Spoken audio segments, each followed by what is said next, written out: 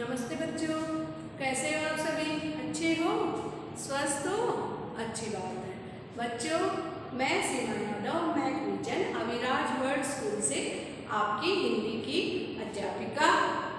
बच्चों, आज हम अपनी हिंदी की पाठ्य पुस्तक से पाठ क्रमांक 7 अनोखी यात्रा, क्या नाम है हमारे पाठ का? अनोखी यात्रा व्याख्यान 2 पढ़ेंगे। इससे पहले हमने अपने पिछली कक्षा में इस पाठ के बारे में पढ़ा था ना।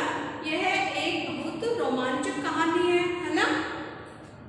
इसमें क्या था, हमने क्या पढ़ा था अपनी पिछली कक्षा में कि 4 सहेलियां होती है, वो एक हॉस्टल में रहती है। हॉस्टल की तरफ से उन्हें पिकनिक पर ले जाया गया धर्मशाला। वहां पर वो कांगड़ा का किला और मैकले और गंज घूमती है। उसके बाद वहां पर वो एक पुराना किला था, वहां पर घूमने जाती है। उस पुराने किले पर जब वो ऊपर पहुंच जाती है, वहां पर 400 सीढ़ियां थी किले पर जाने के लिए।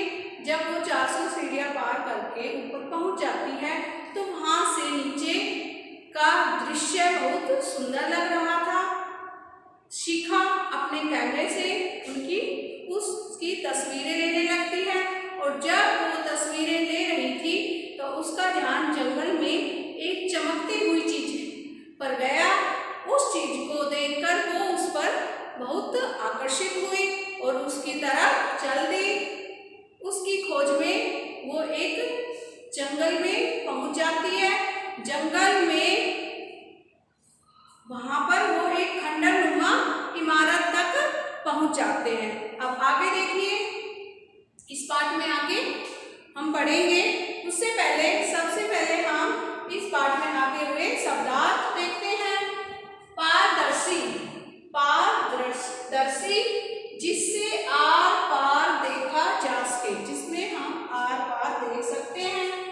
स्तब्ध, बिना हिले डुले, बिना हिले डुले, जब हम बिल्कुल शांत खड़े हो जाते हैं ना तो होता है स्तब्ध। जिज्ञासा, जिज्ञासा जानने की इच्छा, जिज्ञासा जानने की इच्छा। गुप्त, गुप्त मीन्स घना अंधेरा, बिल्कुल घना। गुप्त। जवाहरातों, आभूषणों, जवाहरातों आभूषणों। स्थानीय, स्थानीय उसी जगह के रहने वाले, स्थानीय मतलब उस जगह के रहने वाले लोग होते हैं ना, उनको बोलते हैं स्थानीय। सदियों, कई सौ साल, सदियों कई सौ साल, हम बोलते हैं सदियों पुरानी, कई साल पुरानी, ठीक है ना। अब फिर क्या होता है, हमने बताया कि वो चारों सहेलियां एक खंडरनुमा इमारत में पहुंच जाती है। उस खंडरनुमा इमारत के बाहर कुछ नहीं था, सिर्फ टूटी फूटी मूर्तियां पड़ी हुई थी। अब उन्हें डर भी लग रहा था, लेकिन वो अंदर जाकर देखना चाहती थी कि अंदर क्या है। उनकी जिज्ञासा हो रही थी कि पता करें अंदर क्या है। जब वो अंदर जाती है तो सामने उन्हें एक चमकती हुई पारदर्शी चीज दिखाई देती है। वो चारों सहेलियां उसके सामने जाकर खड़े हो जाती है। वो जैसे ही वहां पर खड़ी होती है, वहां पर सब कुछ जोर जोर से हिलने लगता है। वो चारों सहेलियां डर जाती है। फिर थोड़ी देर में ही वो सब कुछ शांत हो जाता है। शिखा को डर भी लग रहा था, लेकिन वो जल्दी से अपना कैमरा निकालती है और वहां की तस्वीरें लेने लग जाती है। शिखा जब तस्वीरें ले रही थी तो उसका ध्यान सामने एक दरार पर जाता है। वो दरार को पास जाकर देखती है तो वो क्या देखती है, दरार में छेद इतना था कि वो उसके आर पार जा सके और उस दरार के अंदर सीढ़ियां बनी हुई थी। अब वो अंदर जाके उसको देखना चाहती है। मुदिता बोलती है चलो अंदर जाके देखते हैं कि इसमें क्या है, मेरी बड़ी इच्छा हो रही है। शिखा बोली हाँ, मैं भी देखना चाहती हूँ। और वो चारों सहेलियां उस दरार से गुजरकर नीचे चली जाती हैं। अब वो जैसे ही नीचे जाती है, वहां पर वरुणा की नजर एक चमकती हुई चीज पर गिरती है। वो थोड़ी सी चमक रही थी, एक आईना सा था, वो थोड़ा सा चमक रहा था। वरुणा जल्दी से निशा का रुमाल खींचती है उसके हाथों से और उस शीशे पे जो धूल, आईने पे जो धूल थी उसको साफ कर देती है। और जैसे ही वो साफ करती है वो बहुत तेज चारों ओर वहां पर रोशनी हो जाती है। फिर वरुणा बताती है कि मैंने पहले पढ़ा था कि जो पहले जमाने के लोग थे, राजा महाराजा, वो रोशनी के लिए अलग अलग चीजों का इस्तेमाल करते थे। शायद ये भी एक ऐसा ही आईना है, इसीलिए इससे चारों तरफ रोशनी हुई। और जैसे ही रोशनी हुई उन तीनों सहेलियों शिखा, निशा और मुदिता की नजर वहां पास ही पड़े जेवरातों पर गई। वहां पर बहुत सारे हीरे, मोती, आभूषण पड़े हुए थे। उन्हें उसे देखकर बहुत अचंभा हुआ।